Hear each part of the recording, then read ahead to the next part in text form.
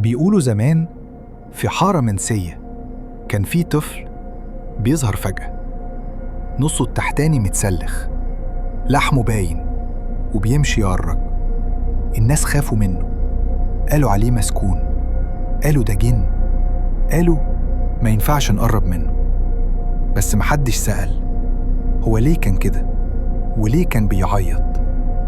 بيقولوا إنهم زمان ولعوا فيه وهو صغير علشان كان بيلعب لوحده وبيتكلم بصوت عالي، وافتكروا إنه غريب وسموه أبو رجل مسلوخة.